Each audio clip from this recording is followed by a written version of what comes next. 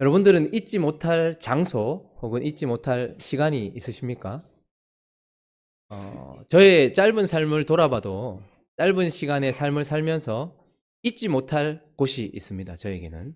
그리고 잊지 못할 시간이 있습니다.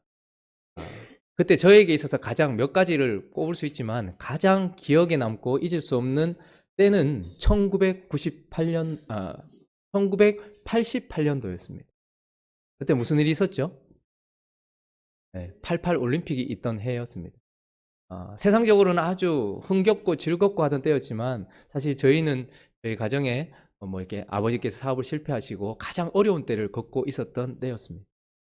근데 그때 뭐 이렇게 그 노래를 누가 했는지 잘 모르겠는데 4명이 이렇게 서서 했던 코리아나인지 뭔지 이렇게 가수가 막 노래를 막 했어요. 그 뭔지도 모르면서 막 따라 불렀어요. 뭐 하늘 높이 넘버 그분이 이렇게 했어요. 제가 똑같이 지금 부른 겁니다. 막 따라하면서 막 손에 손 잡고 막 이럴 때였거든요. 학교에서 뭐 호돌이가 그려져 있는 필통도 주고 해서 와 우리나라 이제 잘 살게 되나 보다 뭐 이런 생각도 하고 막 좋았던 때였어요. 그런데 가정적으로는 제 개인적으로는 참 힘들었던 때였죠. 근데 그때 제가 제 동생의 손을 잡고 혹은 모르겠어요. 제 동생이 제 손을 잡았는지는 모르겠지만 처음으로 힘들고 어려운 때에 그 동네에 있던 도망가듯 갔던 그 시골 동네에 있던 작은 교회에 우리 아침에 아무도 깨워주는 사람도 없고 아무도 전도한 사람도 없는데 그 교회를 가게 됐던 거예요. 지금 가만히 생각해 보면 주님이 저의 손을 그때 잡아주셨던 것 같아요. 하늘 높이 그분이. 그래서 제 신앙생활이 사실은 거기서 시작되었고 사실 아무것도 몰랐지만 그곳에서 그냥 예배 드리면서 교회를 드나들기 시작했던 때였습니다. 88년 그곳.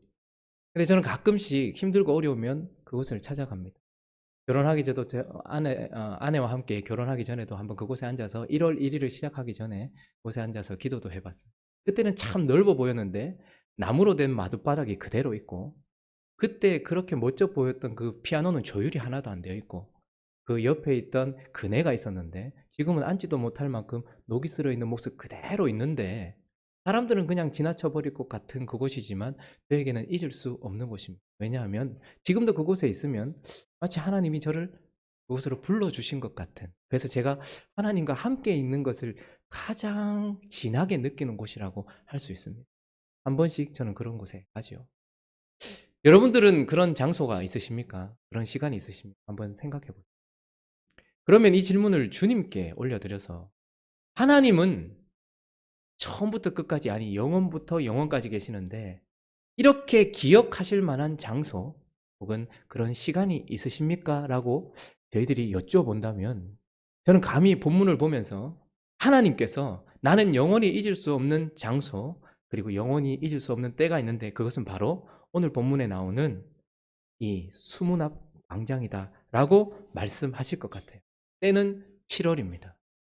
그리고 BC 433년경에 이 7월의 수문앞 광장, 우리가 하나님을 다 알지 못하고 하나님의 마음을 몰라서 주님이 뭐라고 대답하실지 모르겠지만 그러나 성경 전체를 찾아봤을 때에 하나님이 가장 기뻐하셨을 것 같은 장소가 바로, 하나님이 가장 잊지 못하실 것 같은 시간이 바로 이 7월의 수문학 광장이라는 생각이 듭니다. 그래서 우리는 오늘 본문 말씀을 살피면서 왜 이 수문학 광장이 하나님께 그렇게 의미가 있을까라는 것을 살펴보고 우리도 이런 시간이 펼쳐지기를 간구하는 시간이 되기를 예수 그리스도의 이름으로 축원합니다. 이 7월의 수문학 광장 안에서 어떤 일이 있었는가? 먼저는 하나님의 백성들이 하나님의 말씀을 찾게 된 역사적인 시간이었다라는 것을 볼 수 있습니다. 자, 1절 말씀 우리 한번 읽어볼까요? 1절 말씀 있습니다. 시작. 이스라엘 자손이 자기들의 성읍에 거주하였더니 일곱째 달에 이르러 모든 백성이 일제히 수문앞 광장에 모여 학사 에스라에게 여호와께서 이스라엘에게 명하신 모태 율법책을 가져오기를 청하며. 자, 왜 놀라운 사건이며 하나님은 의미를 두실까 생각을 해보면 지금 이 일은 아주 이례적인 일이고 성경에서 거의 나오지 않는 일인데 그들이 지금 우리가 보면 느헤미야라는 그 어떤 한 사람을 통해서 성벽이 건축된 것 같은 이야기를 하고 있지만 그런데 오늘 이 본문은 무슨 이야기를 하고 있는 거 하니까 주어가 누굽니까? 이스라엘 자손이 그리고 자기들의 성읍에 거주하더니 일곱째 달에 이르러 누가요? 모든 백성이. 하나님의 말씀을 찾았던 에스라도 아닙니다. 하나님 앞에 성벽을 지으려고 했던 느헤미야도 아니에요. 제사장장 중에 누구도 아닙니다. 근데 그때에 함께 성벽을 쌓았던 주어가 누구냐 하니까 모든 백성이, 일반 백성들이, 한 번도 말씀을 찾지 않았던 그런 백성들이 일제히 말씀 앞에 서기로 다짐하면서 말씀을 들려달라고 이야기했던 아주 이례적인 사건이었던 것입니다.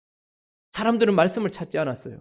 에스라가 말씀을 전하고 그 전에 선지자들이 끊임없이 하나님의 말씀을 읽어주고 들려주고 할지라도, 그들의 삶으로 보여주고 할지라도 말씀을 찾지 않았는데, 그런데 오늘 이 수문학 광장에서 모든 백성이 하나님의 말씀을 찾았다라는 것이고, 또 하나 이례적인 것은 무엇이냐면 모든 백성이 일제히 어디에서요? 수문학 광장. 여러분, 유대인들은 하나님의 말씀을 듣고 싶거나 하나님을 만나려고 하면 어디로 갔을까요? 항상 성전으로 갑니다.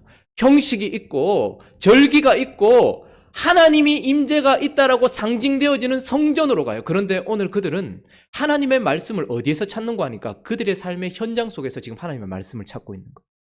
하나님의 말씀을 적용해보지도 못했고 하나님의 말씀에 자기 자신을 들여보지도 못했던 그들이 하나님의 말씀을 찾더니 그 말씀을 어디에서 들려주기를 원하는가 하니까 수문학 광장이라는 그들의 삶의 현장 속에서 하나님 지금 이제 내게 말씀해 주십시오 라고 이야기하고 있는 아주 이례적인 사건일 뿐만 아니라, 그들이 무엇을 말하고 있습니까? 모세의 율법책을 가져오기를 바란다 이렇게 얘기합니다. 그러니까 하나님의 말씀을 듣고 싶다는 거예요. 이것도 아주 이례적인 것입니다. 왜요?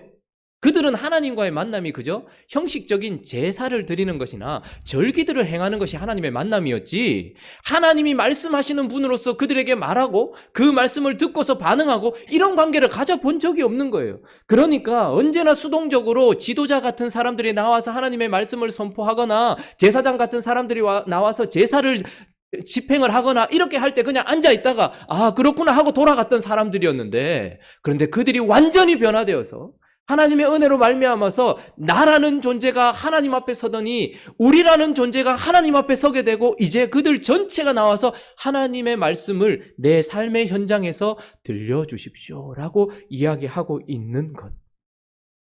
언제나 예배 드리는 것, 혹은 예배에 참석하는 것, 설교 듣는 것, 찬송하는 것, 헌금하는 것만으로 하나님과의 관계가 전부라고 생각하는 형식에 갇혀 있고 외식에 갇혀 있고 절기와 어떤 성전에 갇혀 있고 제사에 갇혀 있었던 그들이 이제 그분을 살아계신 하나님과 인격적인 하나님으로 받아들임으로 말미암아서 그들의 삶의 현장 속에서 모든 백성들이 하나님 앞에 말씀을 들려달라고 했던, 하나님이 꿈꾸셨던 일이 지금 수문학 광장에서 펼쳐지고, 그래서 주님은 잊지 못할 장소가 어디입니까? 라고 우리가 여쭤본다면 아마 이곳이라고 말씀하셨을 것 같아요.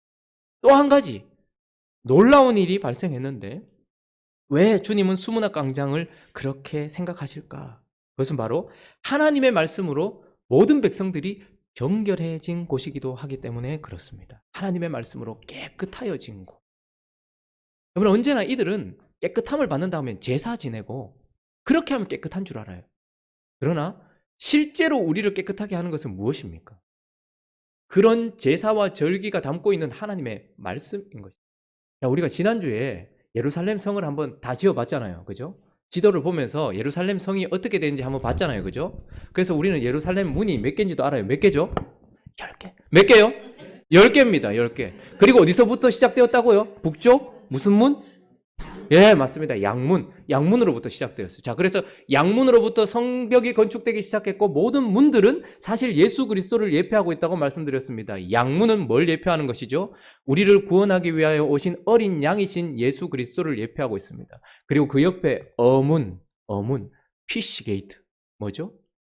내가 사람 낚는 어부가 되겠다고 말씀하신 예수 그리스도. 그래서 구원하시는 예수 그리스도를 상징하고 있는 문입니다. 그 옆에 옛문은요.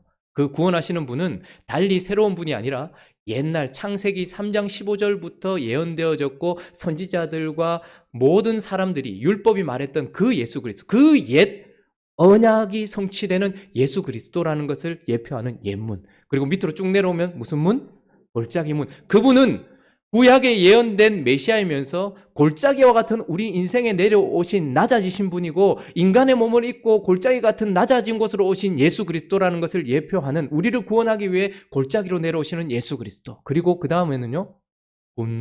분문은 무엇입니까? 모든 쓰레기들을 버리는 거예요. 그래서 그분이 우리에게 찾아오셔서 어떻게 하시는 거예요? 우리 죄를 버리게 하시는 거예요. 씻게 하시는 거죠. 그 분문을 지나고 나면, 죄를 버리고 나면 무슨 문이 나옵니까? 샘문. 하나님께 구원받아 정결하게 된 자에게 하나님께서 뭘 허락하십니까? 성령을 허락하십니다. 우리 속에서 새 생명이 샘솟는 것을 예표해주고 있는 샘문. 그리고 그 다음 문이 뭡니까? 수문입니다. 자, 오늘은 어디라고요? 무슨 광장? 수문. 수문은 뭘 예표하는 것입니까?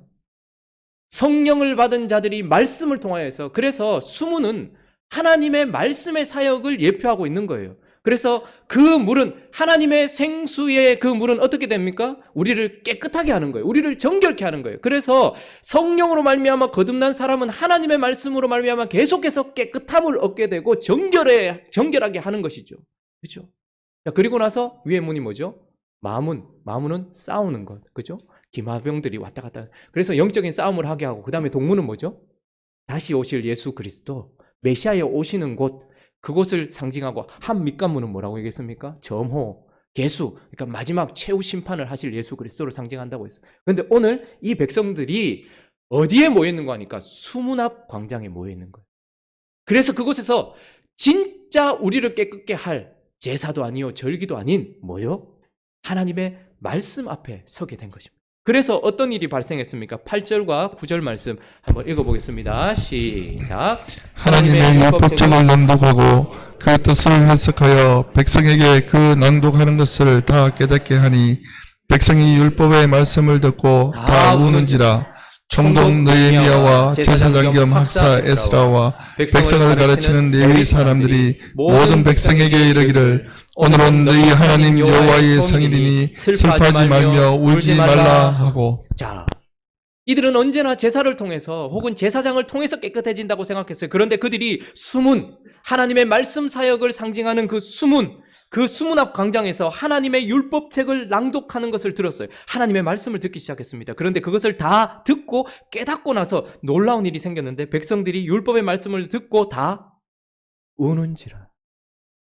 이들을 깨끗게 한 것은 그들이 흘린 눈물이 아니라 그들이 듣고 깨달은 말씀이었던 것입니다.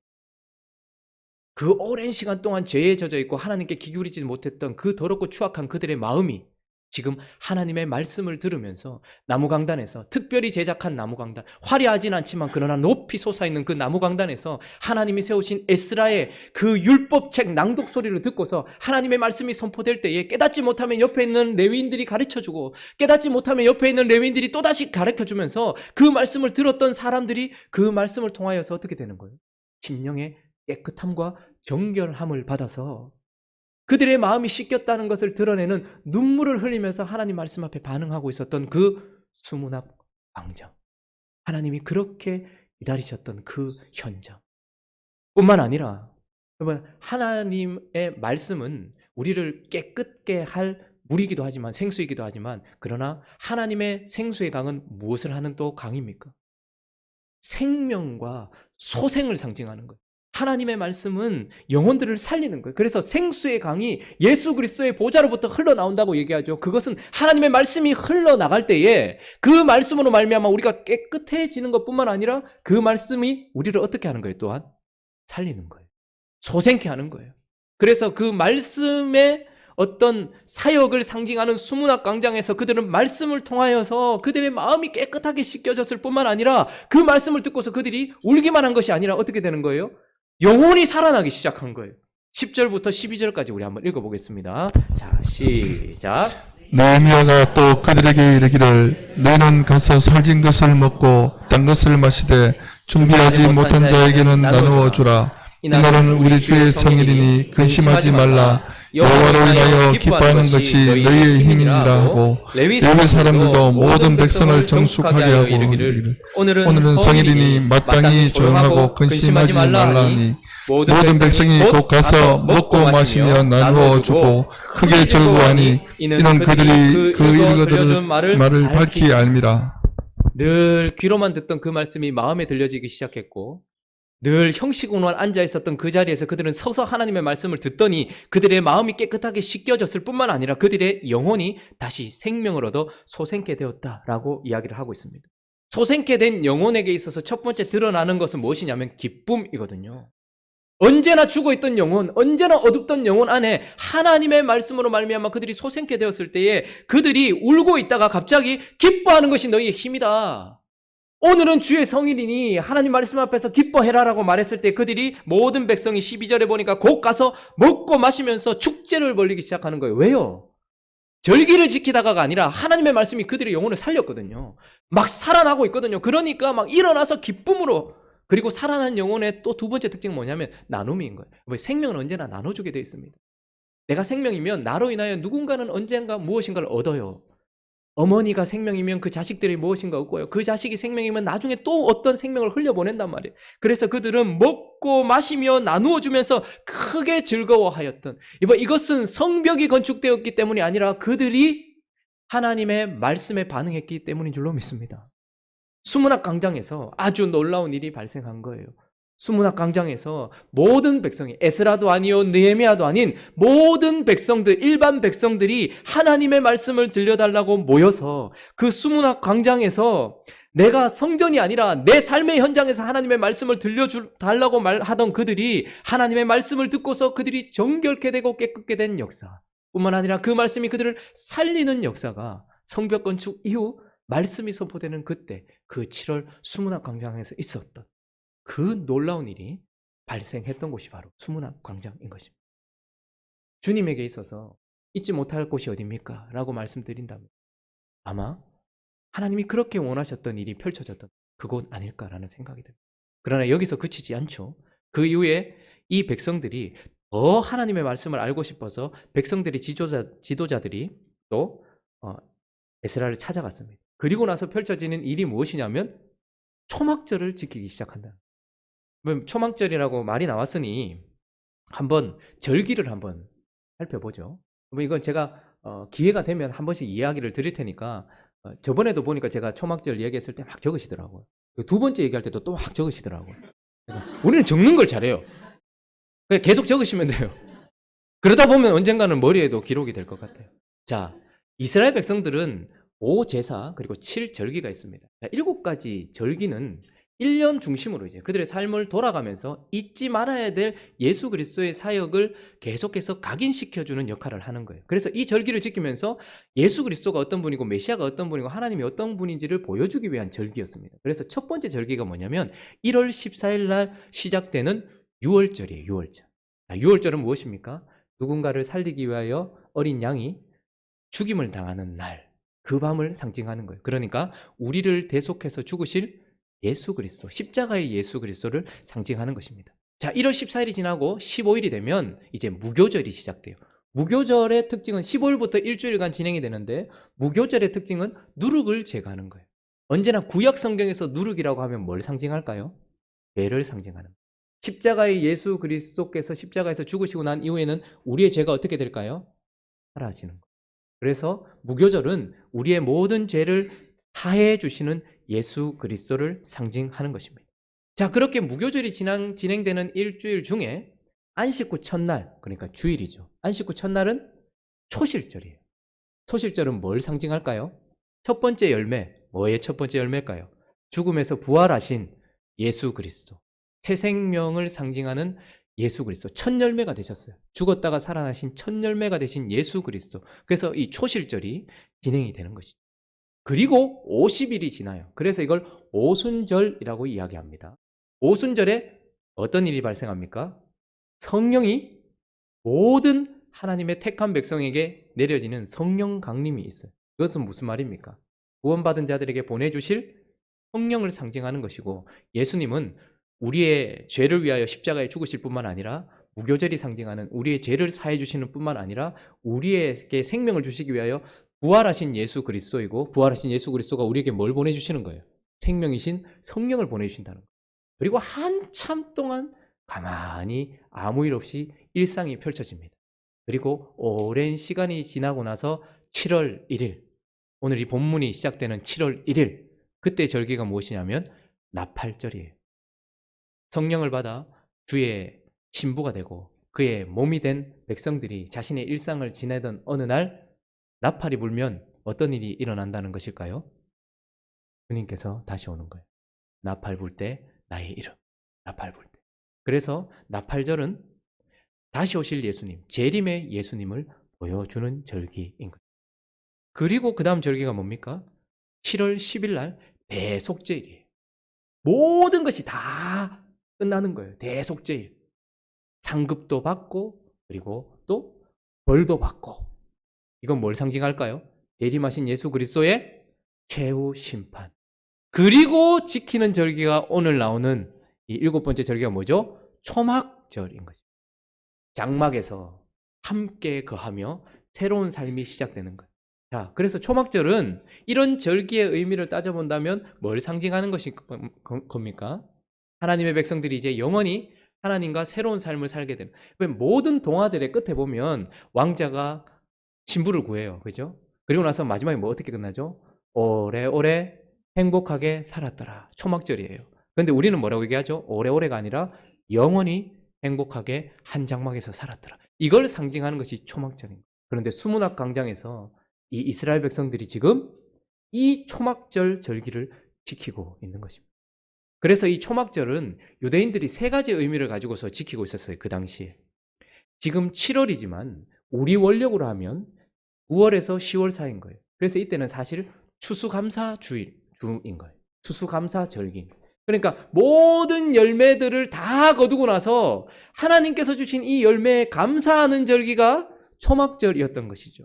그런데 지금 이들은 무엇을 하고 있는가? 자, 16절, 17절 말씀. 초막절에 16절, 17절 읽어보겠습니다. 시작. 백성이 이에 건너가서 나뭇가지를 가져다가 혹은 지붕 위에 혹은 뜰 안에 혹은 하나님의 전뜰에 혹은 수문 광장에 혹은 에브라임 광장에 초막을 짓되 사로잡혔다가 돌아온 회중이 다 초막을 짓고 그 안에서 가는 눈의 아들 여호와서때 그날까지 이스라엘 자손이 이같이 행한 일이 없었으므로 이에 크게 기뻐하며. 자, 초막절을 지켜야 된다라고 얘기하니까 나뭇가지들을 가지고 와서 다 지금 한번 생각해 보시죠. 하늘에서 내려봤는데 지붕 위에 뜰 안에 하나님의 전뜰에 수문 광장에 에브라임 문 광장에 초막을 짓고 사람들이 초막절을 지키고 있는데 그들을 뭐라고 표현하고 있는 거 하니까 사로잡혔다가 어떻게 앉아요? 돌아온 회중. 아까는 모든 백성이라고 했어요. 그런데 왜 이들을 사로잡혔다가 돌아온 회중이라고 얘기할까요? 지금 이들은 무엇을 감사하면서 무엇을 올려드리고 있는 것입니까? 원래 초막절은 자신들이 거둔 열매를 가지고 하나님께 감사했어요. 그러나 지금 이 초막절은 자기 자신, 하나님께서 배역하고 더럽고 추악했던 이스라엘 백성들, 그래서 죄에 바벨론에 이집트에 사로잡혔던 그들을 다시 돌아오게 하신 그분의 열심과 노력의 결과인 자기 자신을 열매로 하나님께 드리면서 지금 초막절을 올려드리고 있는 거예요. 농부들은 자기가 한 해 동안 수고했던 그 열매를 하나님께 올려드리면서 감사하죠. 근데 지금 이 초막절은 하나님의 수고로 말미암아 돌아온 회중인 거예요. 여러분, 우리가 여기 앉아있을 수 있는 이유는 하나님이 그분의 열심과 그분의 열정으로 우리를 어떻게 해요? 죄에 사로잡혀 있고 나 자신에게 사로잡혀 있고 세상에 사로잡혀 있던 우리를 어떻게 하신 거예요? 하나님이 돌아오게 하신 거예요. 그런데 그 초막절을 지킬 때 우리는 어떻게 하는 거예요? 다른 것을 올려드리는 것이 아니라 하나님의 수고와 열심의 결과인 나 자신을 하나님께 열매로 올려드리면서 주님 감사합니다.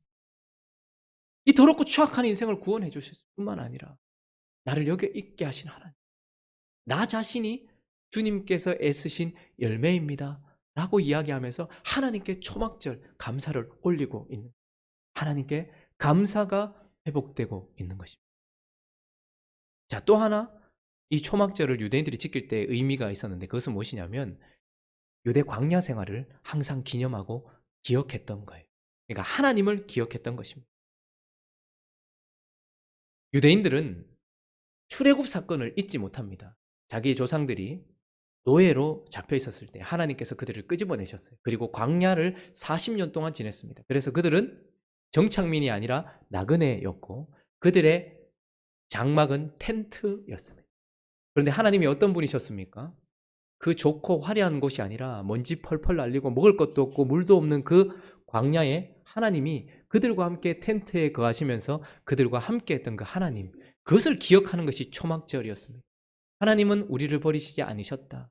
하나님은 우리와 늘 함께 하셨다. 하나님은 우리를 인도하셨다. 하나님은 우리가 필요한 모든 것들을 채워주신 하나님이다. 우리의 초막에 함께 가셨고 그도 텐트 안에 있으면서 우리를 만나주셨던 초막절의 하나님, 초막의 하나님, 광야의 하나님, 그를 잊지 않으려고.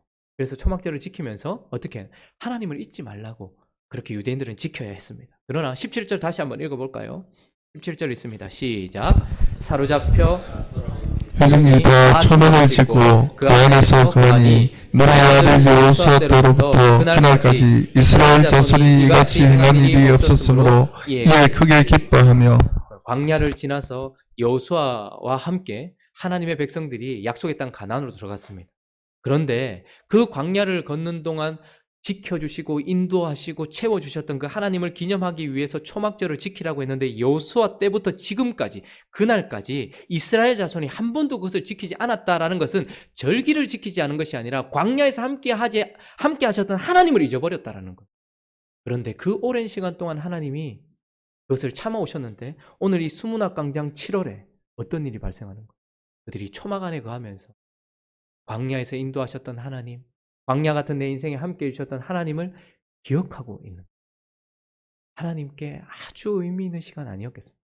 마지막으로 한 가지 더 살펴본다면 유대인들이 초막절을 지킬 때에는 아까 첫 번째는 또 어떤 의미가 있다 했죠? 추수감사의 의미, 감사의 의미가 있고 두 번째는 광야의 시간을 함께 했던 그것을 기억하는 의미가 있다 했죠. 또 하나는 무엇이냐면 새로운 시작인 거예요. 그들은 이제 7월이 되면 우리가 설날처럼 7월 1일이 그래서 7월이 그들에게는 신년이에요. 무엇이냐면 새로운 삶의 시작을 의미하는 거예요. 이전까지 했던 하나님의 은혜를 기억할 뿐만 아니라 지금까지 함께 해주셨던 하나님을 기억할 뿐만 아니라 이제 하나님 앞에 새로운 삶을 시작하기로 다짐하는 시간이 바로 7월이거든요. 그런데 이 초막절을 지키면서 이제 그들은 무엇을 하고 있는 것일까요? 그들은 이제 상징적인 의미의 새로운 삶을 시작하게 되는 것입니다. 그래서 새로운 삶을 다짐하는 거예요. 하나님께서 광야에서 나와 함께 해주셨지. 그리고 이제 그 하나님과 내가 한 장막 안에 연합하여 하나가 되기 때문에 마치 사랑하는 남녀가 결혼하여서 새로운 삶을 시작하며 다짐하며 약속하며 나가는 것처럼 나는 이제 내 장막에 찾아오셨고 나와 함께 하시는 그 하나님과 함께 새로운 삶을 살기로 다짐하는 시간이 바로 초막절이었던 것입니다. 그래서 오늘 이 본문 말씀에 유대인들이 지키던 그 초막절, 이 여호수아 때부터 지금까지 한 번도 지켜지지 않았던 그 초막절의 절기가 지금 수문학 광장 앞에서 그리고 그들의 삶의 현장 속에서 발생하고 그리고 이것이 진행되고 있다라는 것입니다. 주님 앞에 주님은 언제가 가장 기쁘셨습니까? 라고 여쭤본다면 아마 사사기에도 이런 때가 있었습니다. 그러나 그때 주도했던 지도자가 있었죠. 사무엘이라는 사람이 있었습니다. 그러나 이곳은 모든 백성들이 수문학 광장이라는 자기 삶의 현장에서 형식이나 제사가 아닌 성전이 아닌 하나님의 말씀을 들려달라고 하며 하나님 앞에 말씀에 섰다가 자신들의 영혼과 자신들의 마음을 깨끗이 씻음받고 그리고 그의 영혼에 소생함을 얻어서 하나님 앞에 자기 자신을 열매로 드리며 감사하고 함께 해주시며 역사해 주신 하나님을 기억하며 자기의 삶 속에 새길 뿐만 아니라 마지막으로 어떻게 합니까? 하나님께 새로운 삶을 살기로 다짐했던 그때가 바로 이때이고 하나님께 가장 의미 있는 시간이 아닐까라는 생각을 해보게 되는 것입니다. 그래서 9장 1절부터 3절까지 한번 읽어볼까요? 이 일이 있고 난 이후에 자 읽어보겠습니다. 시작. 그달 스물날 날에 이스라엘 자손이 다 모여 금식하며 굵은 베옷을 입고 티끌을 무릅쓰며 모든 이방 사람들과 절교하고 서서 자기의 죄와 조상들의 허물을 자복하고 이날을 산 4분의 1은 그 제자리에 서서 그들의 하나님 여호와의 율법책을 낭독하고 낮 4분의 1은 죄를 자복하며 그들의 하나님 여호와께 경배하며. 지금까지 없었던 그들의 삶에 새로운 역사가 일어나고 있습니다. 그들이 금식하며 그리고 내일 본문에서 우리가 계속 살펴볼 텐데 금식하고 굵은 베옷을 입을 뿐만 아니라 그들이 이방 사람들과 절교했다 이렇게 얘기합니다. 이것은 사람을 정리했다라는 것이 아니라 하나님께 합당치 못한 모든 삶을 정리했다라는 거예요. 그러면서 하나님의 말씀을 들으면서 하나님 앞에 경배하는 새로운 삶이 시작되었다라고 얘기합니다. 그러니 이 7월의 수문학 강정을 한 단어로 이야기한다면 무엇이라고 정리할 수 있을까요? 바로 부흥인 것입니다. 이것이 바로 부흥인 것입니다. 모든 백성들이 하나님의 말씀을 들려달라고 갈급해하면서 그 말씀 앞에서 자기 자신을 싣고 그 말씀으로 자기 자신을 소생케 하여서 하나님께 감사하고 자기를 붙들어 주신 하나님을 새겨 넣으면서 하나님께 새로운 삶을 살기로 다짐하며 서 있는 그 자리가 바로 부흥인 것입니다. 하나님은 이 부흥의 때를 가장 기뻐하시는 것입니다. 뿐만 아니라 이 부흥의 때는 바로 우리의 역사 혹은 이 땅의 역사 마지막에 펼쳐질 그 때를 상징하는 예표이기도 한 것입니다. 우리 모든 믿는 사람들이 마지막 날 주님 앞에 주님의 말씀 앞에 서서 우리가 그분으로 말미암아 진짜 완전히 깨끗함을 받고 우리의 영과 혼과 몸이 전부 소생함을 입어서 그분 앞에 한없는 감사를 우리를 자신을 열매로 드리면서 감사하고 하나님을 잊지 않고 기억하며 그분을 찬송하고 이제 그분과 함께 새로운 삶을 살아가야 될 마지막 때에 있을 그 일의 예표이기도 했던 이날 7월의 수문학 광장. 저는 말씀을 계속해서 나누면서 이 느헤미야서가 우리 교회에 하고 있는 말씀이 있다라고 생각이 듭니다. 스룹바벨을 통하여 돌아왔던 사람들을 통해 터전이 세워졌습니다. 스룹바벨이신 예수 그리스도께서 불러서 일으킨 사람들이 먼저 1차로 와서 이곳을 세우고 에스라이신 예수 그리스도와 함께 말씀을 들고 선 자가 이곳에 오게 되고 이제 느헤미야와 함께 이 성벽을 건축해야 될 사람들을 하나님께서 모아주고 계신다라고 믿습니다. 그리고 이제 우리는 성벽을 나 자신의 자아를 깨뜨리고 성벽을 건축하여 하나님 앞에서 나를 회복할 뿐만 아니라 하나님 앞에서 행복한 우리를 회복하여 하나님 앞에 섰을 때 우리도 이 수문학 강장에 부흥의 때를 하나님께서 주실 거라고 믿습니다. 우리도 이런 7월을 경험하면 얼마나 좋겠습니까? 그리고 이곳이 그때의 그 수문학 강장이 되면 얼마나 좋겠습니까? 이 일은 반드시 하나님께서 우리에게 행하실 역사라는 것을 기억하면서 이미 시작된 그 은혜가 우리 안에서 부흥으로 열매 맺게 하는 행복한 우리 교회 되시기를 예수 그리스도의 이름으로 축원합니다. 자, 우리 이 찬양 하나님께 드리고 함께 기도했으면 좋겠습니다.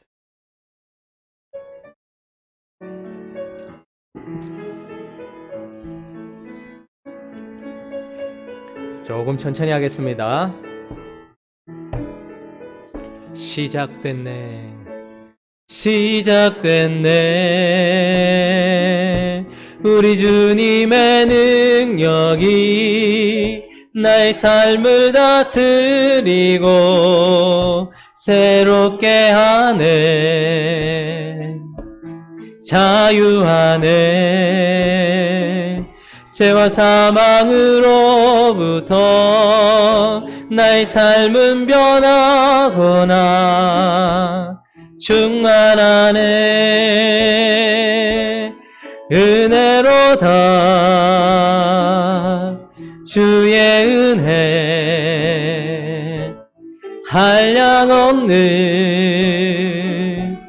주의 은혜 은혜로다. 주의 은혜 변함없는 신실하시 주의 은혜 시작됐네. 시작됐네. 우리 주님의 능력이 나의 삶을 다스리고 새롭게 하네. 자유하네. 죄와 사망으로부터 나의 삶은 변하거나 충만하네. 은혜로다. 은혜로다. 주의 은혜 한량없는 주의 은혜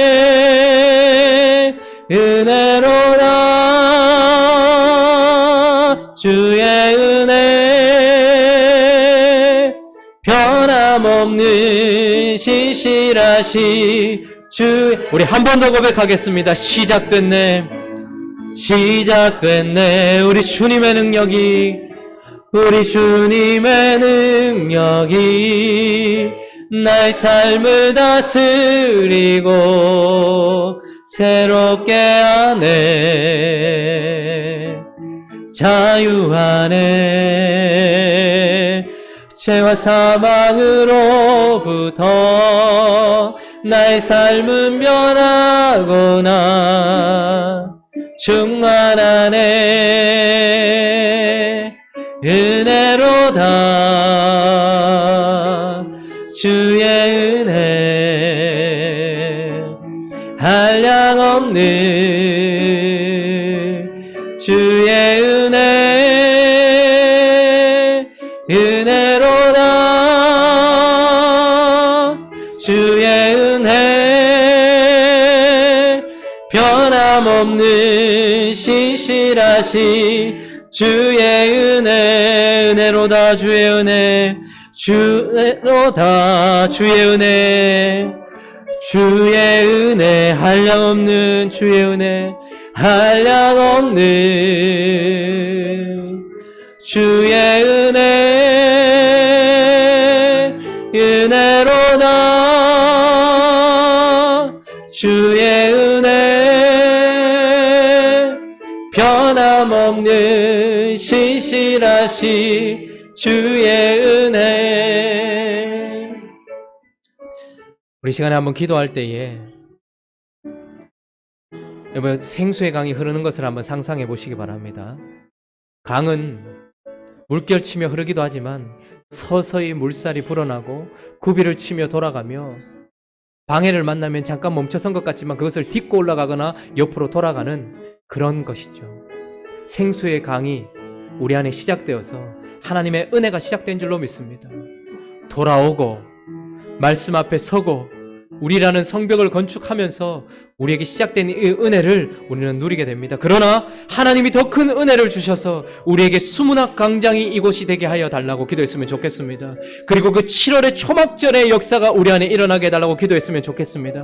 그래서 말씀 앞에 우리가 서게 하시고 말씀 앞에 우리가 정결해지게 하시고 말씀이 우리를 살리는 놀라운 역사가 일어나게 하셔서 그 하나님의 말씀으로 말미암아서 우리가 감사하고 하나님을 기억하고 하나님 앞에 새로운 삶을 다짐하기를 다짐하는 그런 놀라운 역사가 이곳에 일어나게 해달라고, 우리도 수문학 광장의 7월을 지나게 해달라고 함께 기도하며 나가도록 하겠습니다. 기도하겠습니다. 거룩하신 하나님 아버지 감사합니다. 시작이 있으면 과정이 있고 그 끝이 있고 부흥이 있을 것입니다. 사랑하는 하나님 아버지, 우리에게 은혜를 베풀어 주셔서 시작된 은혜가 있습니다. 하나님께서 함께하여 주셔서 우리가 이곳에 서 있습니다. 사랑하는 하나님 아버지, 도와주셔서 우리가 이곳에 서 있습니다.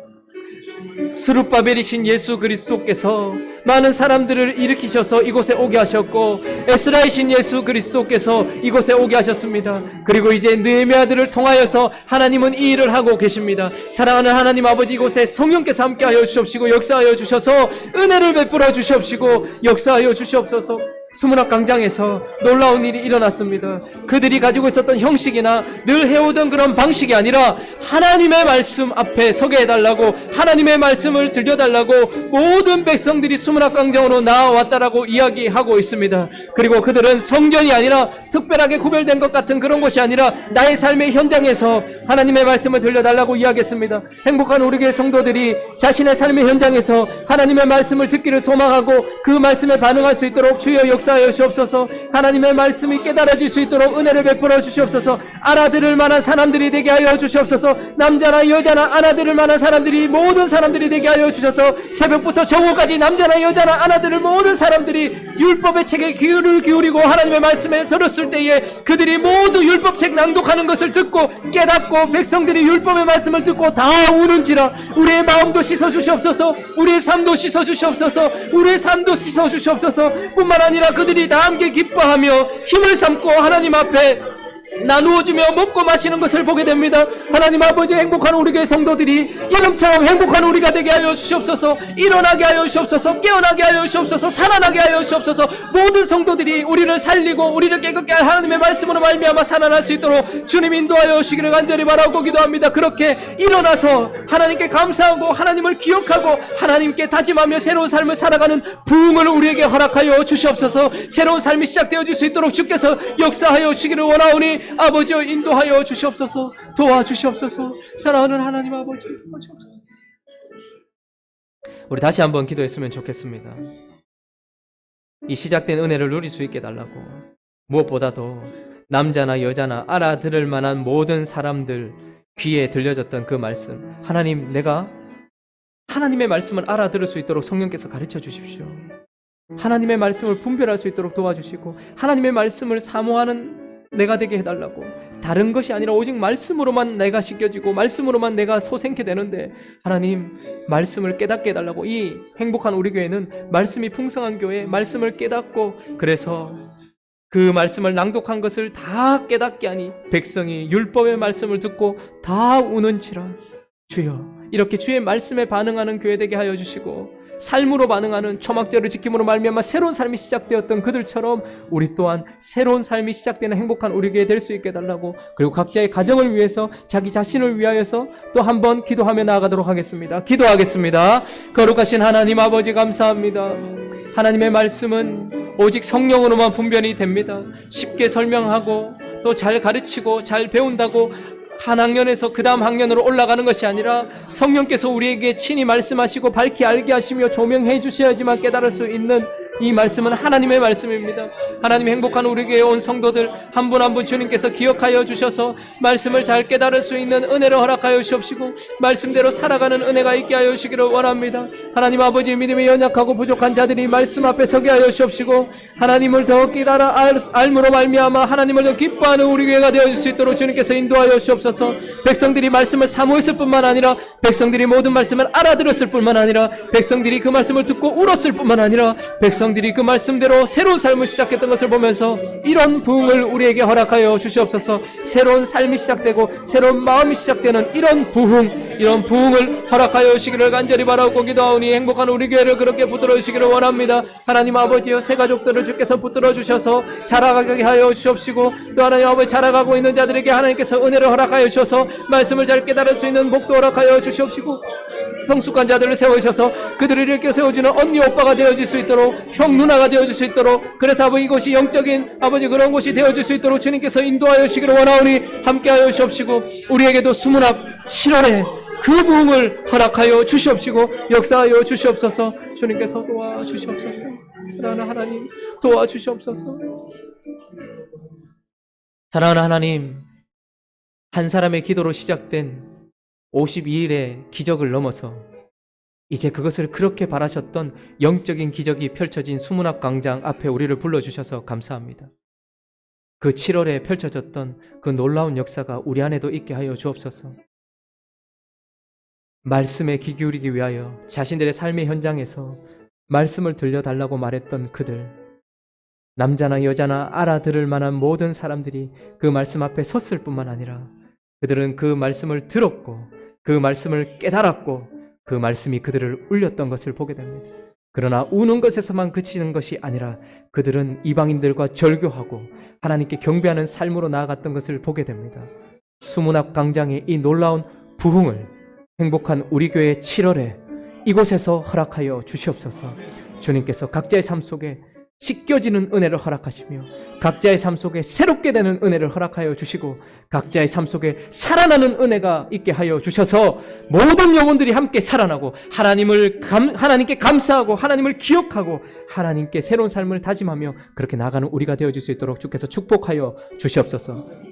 매일 그리고 매주 말씀이 진행되는 동안 우리도 우리의 수문학 광장, 내 삶의 현장에서 이 말씀들이 지금 내게 하고 있는 것이며 우리에게 하고 있고 이 말씀이 지금 현재 우리에게 펼쳐지고 있다는 것을 기억하면서 계속해서 말씀에 집중하면서 말씀을 따라 우리도 변화되어질 수 있도록 인도하여 주시옵소서. 감사드리며 우리 주 예수 그리스도의 이름으로 기도합니다. 아멘.